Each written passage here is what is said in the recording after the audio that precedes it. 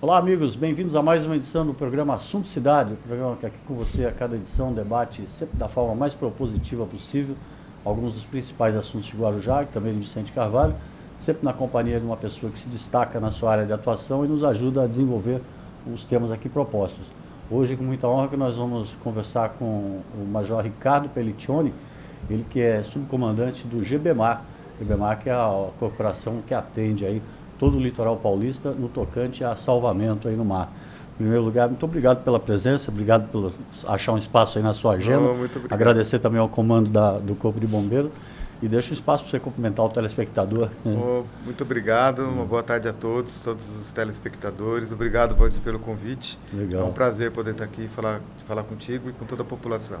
Numa época tremendamente importante, né, Major? A época do verão que todo mundo vai para a praia e às vezes esquece o juízo em casa, né? Sim. Então, o comportamento do público é muito... A gente vai falar hoje sobre isso, né? Mas o comportamento do público na praia é muito importante. É muito importante e o GBMAR, o guarda-vida, está sempre lá para ajudar, mas a consciência de cada um é importante, principalmente na praia, que a pessoa está lá relaxada, se divertindo e tal, né? O mais importante é aprender que o mar é perigoso, né? Sim, eu acho que todo mundo que já foi na praia, acho que todo mundo que está nos ouvindo, né? Já deve ter presenciado o pessoal abusando, né? Abusando do álcool, não obedecendo a sinalização do guarda-vidas. Infelizmente é muito comum. Tá certo. Major, o GBMAR, queria que o senhor falasse um pouco da estrutura da corporação.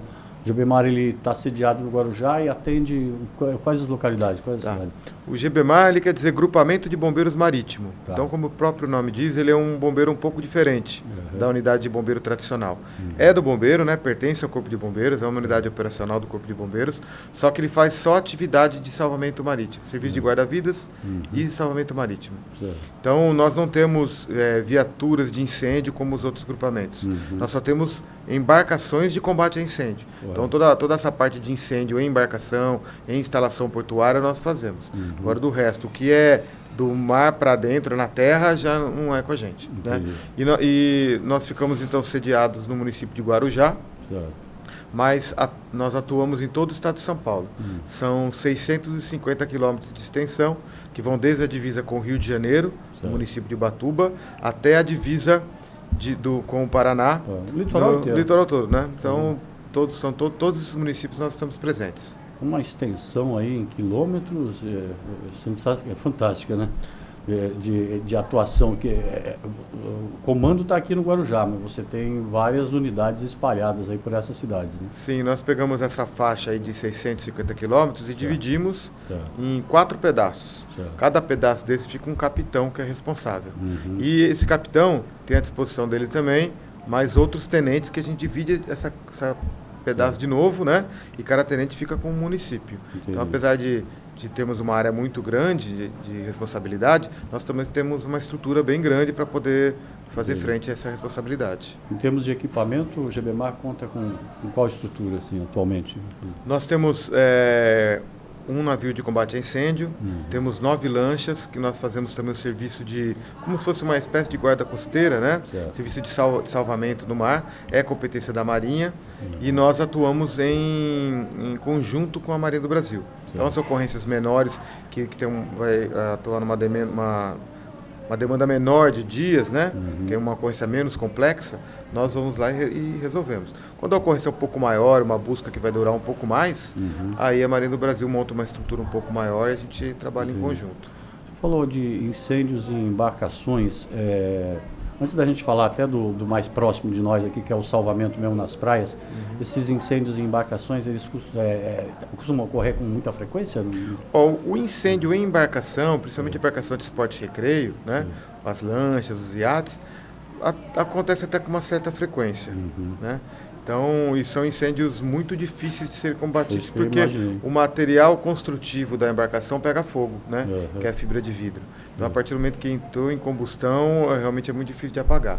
Agora, o que dá mais problema para a gente, que é mais perigoso, são os incêndios em instalações portuárias. Como a gente teve aqui o pessoal aqui da da região vai lembrar, nos anos anteriores a gente teve um grande incêndio lá na região da Lemoa, depois nós tivemos também na Local Frio, nós tivemos também nos terminais de açúcar, então nós tivemos incêndios grandes e que às vezes perduram por 10 dias, como foi o caso da Lemoa. Então são ocorrências muito complexas. Certo. No caso de material humano, você tem uma estrutura razoável também? Sim, a gente estava falando dos equipamentos, né? Então nós temos essas lanchas, nós temos quadriciclos, operamos com quadriciclos, são cerca de 30 quadriciclos. Certo. Temos também os jet skis, né, que são, na verdade, o nome correto é moto aquática, né? O jet ski é como se fosse uma marca, né? Que é a marca da Kawasaki. Todos os demais são chamados de moto aquáticas. Nós temos cerca de 50 equipamentos desses daí. Trabalhamos também com botes infláveis, né, para fazer prevenção e salvamento, também em torno de 50, 60. E efetivo, nós temos 400 bombeiros, né, destacados nessa área inteira do litoral. Só que esses 400 bombeiros, eles trabalham durante o ano inteiro. Quando chega na época de temporada, 400, apesar de ser um número grande, é muito pouco para o número de pessoas que vêm para cá. Então a gente tem que aumentar o nosso efetivo contratando temporários. Então todos os anos, no mês de outubro, nós abrimos inscrições para guarda-vidas temporários, tanto contratado pelos municípios quanto pelo próprio Estado. E então eles são selecionados no final de outubro, eles treinam em novembro e aí trabalham dezembro, janeiro e fevereiro e às vezes chega em março. Né? Então a gente consegue aumentar o nosso efetivo aí de mais ou menos 400 bombeiros para cerca de 1.400. Então a gente contrata próximo a 1.000, aí a gente consegue fazer frente. O volume de ocorrências. Milhões de pessoas aí que acorrem ao litoral, né? Esse verão tem alguma questão específica que tem preocupado o GBMAR? Não, esse verão está sendo um verão muito bom para a gente. Assim, o volume de ocorrências é grande, como todo verão, como a gente já imaginava que ia acontecer, né? Como a gente se preparou para isso. Só que nós estamos, vamos dizer assim, entre aspas, né? A gente está dando sorte, né? Então, o clima está favorecendo, não está o mesmo calor dos anos anteriores. O mar também tem nos ajudado. Aquele calor que a pessoa não quer sair da água, né? Justamente, porque tem alguns locais que são muito quentes, como exemplo o Rio de Janeiro, né? Então a cidade do Rio de Janeiro é mais quente do que aqui. Gente, lá todo verão bate 41, 42. Só que quem já foi para o Rio de Janeiro viu a temperatura da água, é muito mais gelada do que a nossa água. Então a pessoa vai para a praia, mas não fica 3, 4, 5, 6, 7, 8 horas na água, como a pessoa fica aqui, né? E isso, obviamente, para o serviço de guarda-vidas é melhor, né? Porque tem menos gente na água. Aqui não, aqui aquele dia de calor, a pessoa ela vai para a praia de manhã e às vezes fica o dia inteiro na água, né? Então fica mais suscetível a algum acidente de afogamento. Você falou do mar também, as condições do mar têm ajudado? Sim, o mar também tem nos ajudado. Que sentidos? O mar estava bem calmo, então a gente pegou o feriado de Natal e de Ano Novo, que é bem crítico. Nós pegamos um mar bem calmo, né? O mar flat, né? O mar colado, né? O mar que quase não tem ondulação. Como não tem muita ondulação, também ele não forma muitas correntes. Então o risco é um pouco menor. Por outro lado, a pessoa também vê aquele mar calmo e abusa um pouquinho mais. Quando o mar está muito agitado, a gente também tem a pessoa olha aquele mar, já assusta e respeita um pouquinho mais. Então tem os dois lados. Mas de uma maneira geral, o mar mais tranquilo é mais fácil do guarda-vidas trabalhar. A gente estava conversando aqui antes, o guarda-vida, né, assim, ainda representa uma instituição assim, que carrega uma dose bem alta de respeito por parte da população, né, nesses tempos que a gente está vivendo aí de mudança de valores e tudo, né. Mas mesmo para o guarda-vida é difícil convencer o banhista a obedecê-lo, né, no caso. Com certeza. A gente conseguir falar para a pessoa não abusar, a pessoa... que está lá no fundo voltar mais para o raso, é difícil, né? Às vezes a gente até percebe que a pessoa que está lá no fundo, ela tem condições de estar lá no fundo, ela sabe nadar, ela está tranquila, mas qual é o problema? Ela acaba incitando que outras pessoas que não têm a mesma condição natatória, que cheguem até lá. Então a gente costuma traçar uma linha imaginária, assim, do que seria seguro. E se algumas pessoas avançam essa linha, faz com que as outras pessoas comecem a segui-las. E pessoas que muitas vezes não têm aquela capacidade natatória daquele que foi. Então a gente acaba fazendo com que todo mundo retorne para o local mais raso. É o cara que olha para frente, tem um lá, eu vou também. Justamente, se aquele fulano pode, por que eu não posso? Exatamente. Né? A linha imaginária, a melhor ainda é a água no umbigo. Água no umbigo. Água no umbigo, sinal de perigo. Né?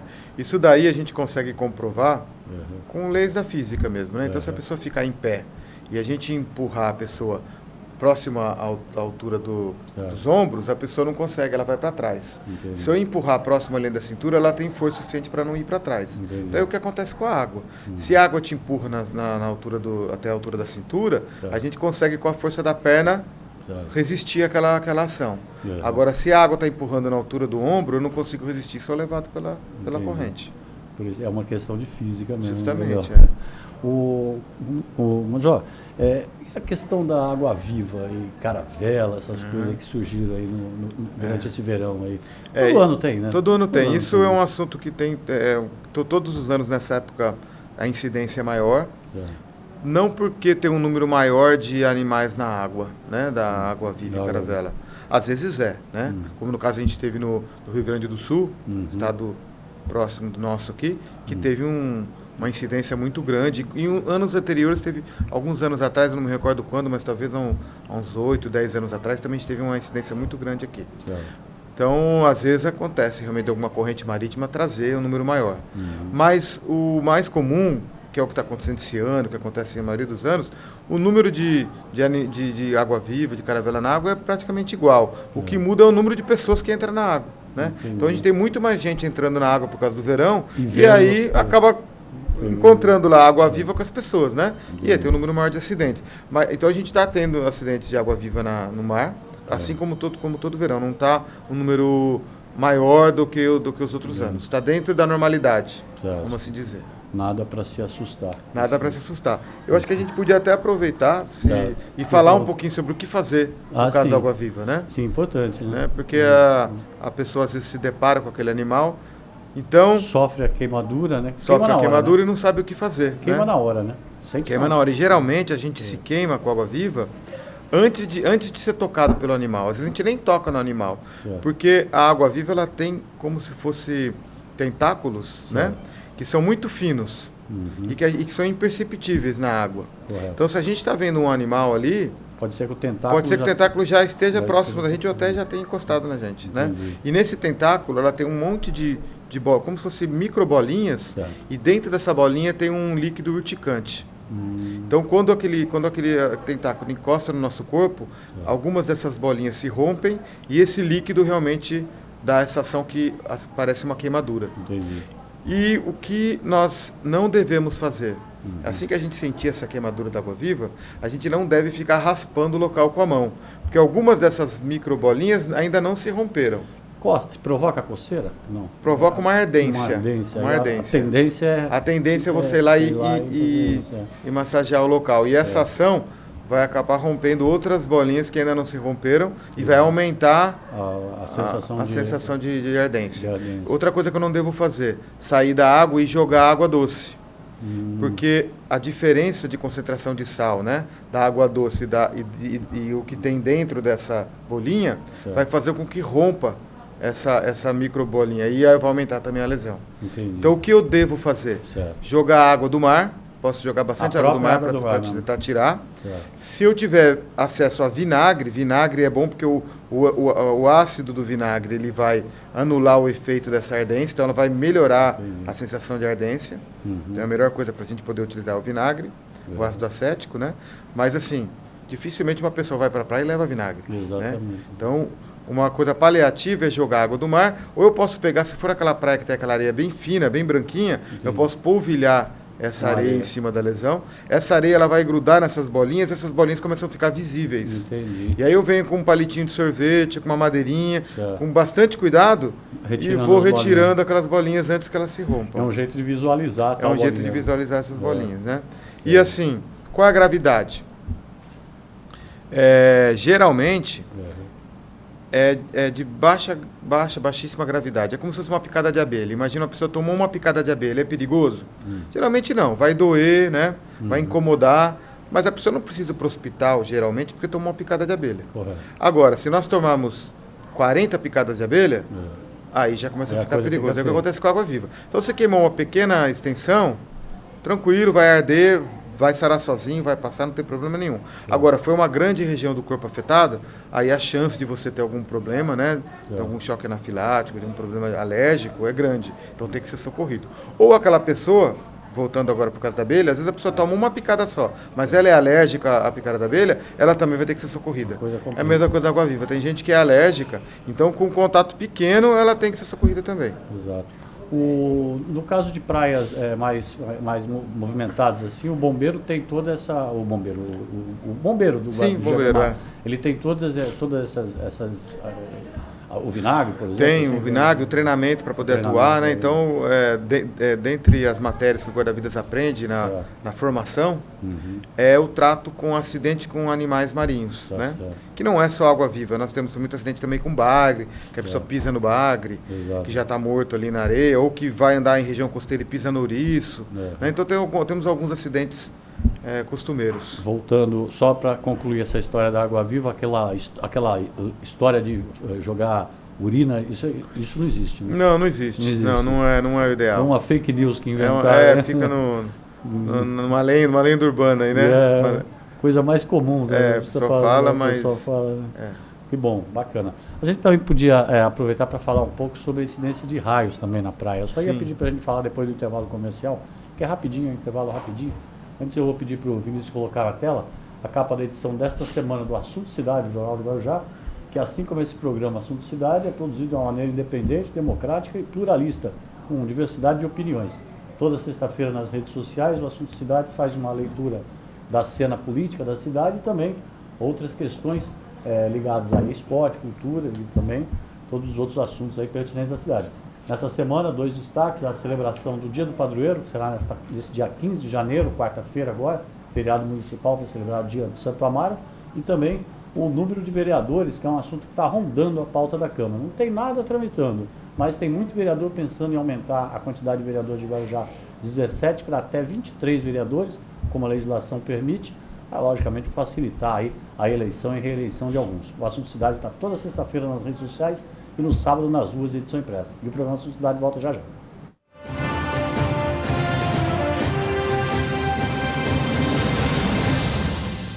Garanta pontos positivos para o futuro do seu filho. No Colégio Alfa Guarujá, ele vai somar pontos. O aprendizado é realizado por meio do sistema positivo de ensino. Salas com números limitados garantem o total aproveitamento das aulas. As atividades extras promovem a socialização dos estudantes. O Colégio Alfa Guarujá oferece acesso ao portal educacional, onde você acompanha o desenvolvimento escolar do seu filho, confere as atividades e os eventos realizados no interior da unidade escolar e ainda conta com os artigos de renomados profissionais da área educacional. E no portal, o aluno encontra apoio nas pesquisas escolares com acesso a sites seguros. A vida oferece oportunidade para todos e a escola é que faz a diferença. Venha conhecer o Colégio Alfa, Rua Washington, número 293, no Guarujá. Telefone 3355-2790.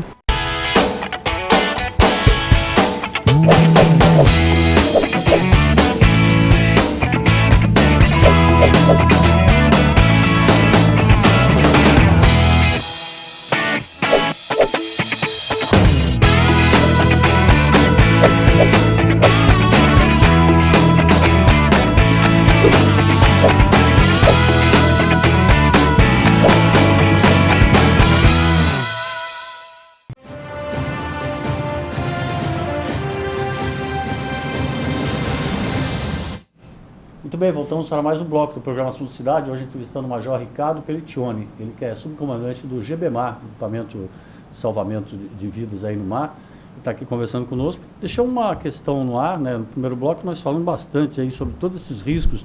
O banhista tem que ter consciência, saber utilizar bem o equipamento de lazer gratuito que está aí disponível para todo mundo, que é essa maravilha do nosso mar, né? Do litoral inteiro. Mas também outros cuidados, como por exemplo a questão da incidência de raios, né? Que também acaba sobrando para o guarda-vida. Sim. Então, infelizmente, todos os anos nós temos em algum local do litoral acidente com raio, né? Então, realmente é um problema grave. A pessoa, por estar na praia e por ser aquele descampado, ela acaba atraindo o raio. Né? Então, uma pessoa na praia é realmente algo perigoso numa tempestade.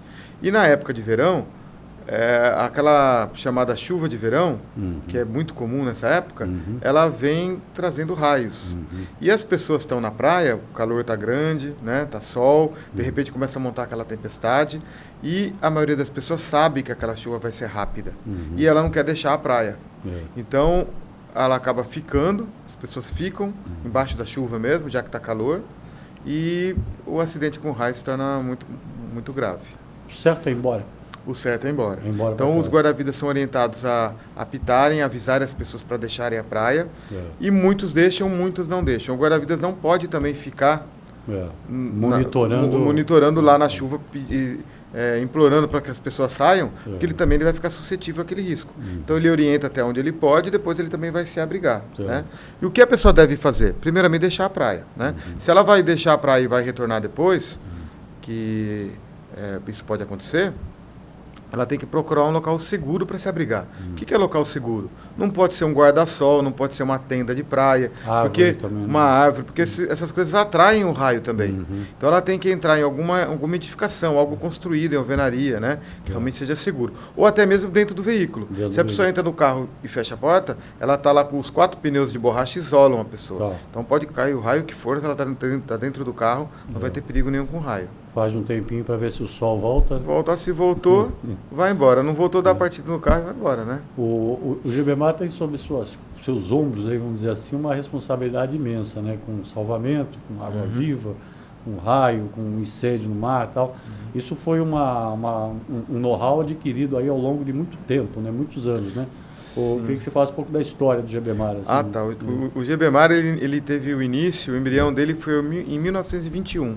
Então, agora, ano que vem, vai ter um centenário, né? É um serviço realmente muito antigo. Ele é o segundo serviço de guarda-vidas mais antigo do Brasil. Né? O Rio de Janeiro é o mais antigo, que era a capital do país na época, né? E depois já veio Santos, começou em 1921, depois em 1930 e pouco, acho que 35, se eu não me engano, expandiu para Praia Grande e Guarujá. Foi inaugurado também aqueles postos da Praia de Santos, né? Aqueles postos que são inclusive tombados. O primeiro deles foi inaugurado em 1935, é o posto 1 ali no Zé Menino, está lá até hoje. E o serviço ele foi ampliando, foi aumentando para as várias cidades. Hoje em dia a gente abrange todo o litoral, exceto Cananéia, a gente ainda não tem um posto lá. Todos os demais municípios litorâneos a gente está presente. Legal, bacana. E a opção por centralizar o comando em Guarujá é estratégica geograficamente? Geograficamente, na época, politicamente, acho que foi favorável isso daí também, né? E geograficamente está no meio do litoral. Então, é por isso que a gente mantém o comando no Guarujá. Perspectivas boas para o futuro com uma nova sede também, né? Que o GBMAR deve ganhar também. Nós temos verba para isso, para construção, já sinalizado para construir uma nova sede, que possivelmente será em Guarujá também, mas em umas instalações melhores, mais modernas. Tá certo. A gente tem umas estatísticas aqui já levantadas, né? Já nesse período aí de 1º de janeiro a 12 de janeiro, quer dizer, essa primeira semana agora, né? Não houve óbito em Guarujá, pelo menos. Guarujá não. Mas no litoral inteiro, 5 óbitos. Litoral inteiro, 5 óbitos. 5 óbitos, o óbito é aquela sensação de maior frustração, né, para o profissional, né, do GBMAR, né? Com certeza. Então, todo guarda-vidas trabalha para que isso não aconteça, né? Seja zero, a gente trabalha até para que o salvamento não aconteça.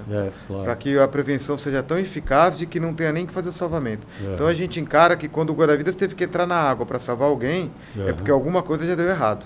Ele deveria ter trabalhado de uma forma preventiva a ponto de não deixar o salvamento acontecer. Agora, se acontecer o óbito, pior ainda. Né? Eu estava levantando os dados estatísticos mais cedo para levantar. É legal que a estatística mostra até quantas vezes o guarda-vida teve que apitar para chamar a atenção de alguém, né? Até isso tem na estatística. Sim. Em Guarujá, nesse período, já foram salvas 117 pessoas. E no litoral inteiro, 332. É o sintoma do agito da temporada. É um número expressivo, né? A gente pega o litoral inteiro, 332, e só o Guarujá, 117, né? Ou seja, 1/3 aí do litoral inteiro. É realmente um número grande. Aquele número que eu falei, que são 6.851 vezes que o guarda-vida teve que apitar ou chamar a atenção de alguém que estava no local errado, né? E uma estatística interessante também que nós levantamos. A cada 91 minutos, um brasileiro morre afogado. Sim, então, isso no Brasil, né? No Brasil inteiro, né? Os homens morrem 6,8 vezes mais que as mulheres, né? que tem uma explicação para isso? Assim, cerca de 90% de quem morre é homem. É homem. E uns 10% mais ou menos mulher. Isso no nosso litoral, porque essa aí é a estatística Brasil, né? Certo. Se pensar no nosso litoral é mais grave ainda. Mais grave, né? E a gente percebe na prática que quando a mulher morre, foi o homem que levou ela para o risco. Entendi. É o casal que foi mais profundo, ficar mais à vontade. Entendi. Aí algo deu errado, o homem consegue sair, a mulher fica. Entendi. O homem tem um instinto de achar que é mais, achar mais corajoso. Né? Assim, e a idade que mais morre, entre os 15 e 30 anos, é a faixa que mais morre. Né? Então é o homem dessa faixa que geralmente é aquela idade que acha que pode tudo, né? Que vou lá, eu consigo... Se o outro foi, eu também vou, né? E assim acontece. Agora, outra coisa que eu achei interessante é que apesar de toda a preocupação nossa com o mar, a maior parte dos óbitos ocorre em rios, né? Em rios, são 75% desses óbitos que ocorrem em rios e represas, né? Sim. É muito mais perigoso. Muito mais perigoso, não porque o local seja perigoso, é porque as pessoas têm mais acesso a esses locais, né? A gente pega exemplo, São Paulo e Grande São Paulo, a maior população do Brasil, a maior concentração, né, do Brasil, demográfico do Brasil. Lá a gente tem diversos rios, represa de Guarapiranga, represa Billings, então o pessoal tem muito mais acesso a esses locais do que o litoral. Outra coisa também é 52% das mortes na faixa de 1 a 9 anos ocorrem em piscinas e residências, quer dizer, mais que a metade até. Quer dizer, esse risco também de piscina que é uma coisa que até o bombeiro não está vendo, né? Isso daí já é um negócio mais familiar, né? Foge do controle. Justamente a família tem que tomar cuidado, os pais, os responsáveis têm que ficar muito atentos às crianças. Por que morre mais criança em piscina? Porque a criança é pequena e não dá pé, né? Então é difícil adulto morrer em piscina, porque ele consegue, geralmente a piscina dá pé para ele e não dá para a criança, né? Então por isso que é realmente mais perigoso. E o adulto tem a noção do perigo. A criança às vezes cai numa piscina, né? E com essa incidência, hoje em dia quase todo prédio, os prédios novos, até na orla mesmo, tem lá a sua piscina e tal.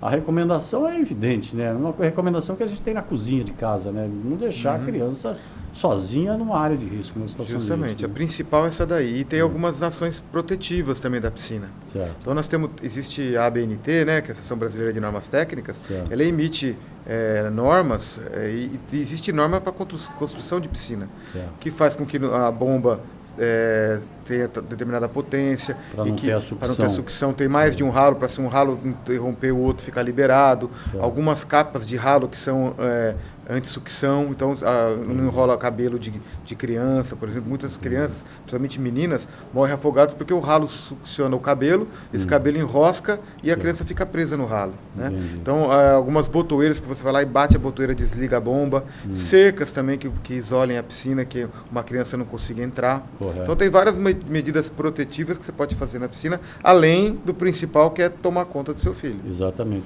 No caso de construções novas, na avaliação, na vistoria que o bombeiro faz para poder emitir um laudo de vistoria, essas recomendações são mas elas ainda não são obrigatórias, né? Tá. Se um dia passar a ser obrigatório, o bombeiro vai poder realmente emitir o alvará, tal, né, o auto de vistoria do Corpo de Bombeiros, com isso daí. Hoje em dia, não. Pelos números que são demonstrados aí, é mais do que urgente, né, que isso seja logo.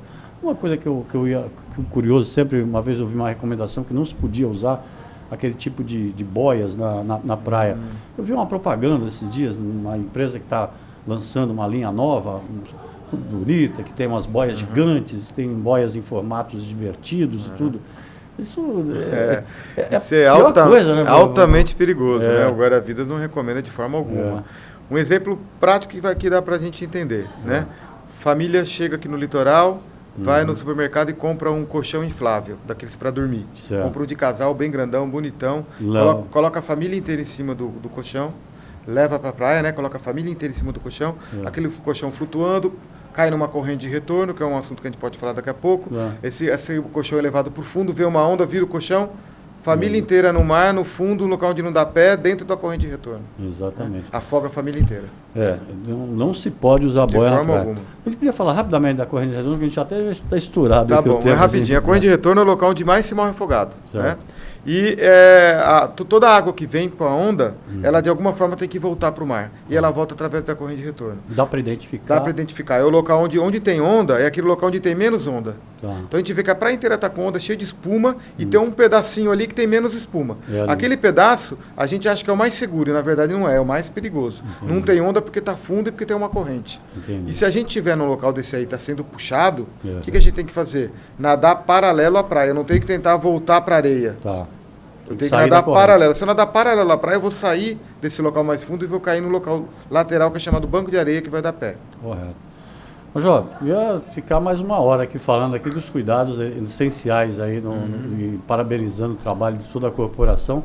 Deixa um espaço para você dar uma última recomendação para o telespectador aí. Te agradeço muitíssimo pela entrevista. Tá bom. Eu que agradeço, né, mais uma vez. E as pessoas que vêm para a praia, elas têm que tentar se banhar próximo ao guarda-vidas, perguntar para o guarda-vidas qual é o local mais seguro, obedecer aquelas placas de sinalização que o guarda-vidas coloca. Elas estão indicando essas correntes de retorno. Então, se as pessoas forem obedecer essas placas, na dúvida, perguntar para o guarda-vidas onde é o local mais seguro, já vai ser bem mais tranquilo. Tá certo. Muito obrigado pela entrevista e estamos à disposição sempre aqui para qualquer divulgação da parte do GBMAR. Muito obrigado pela oportunidade. Obrigado a você pela audiência. A gente volta amanhã com um novo assunto de cidade. Até logo a todos.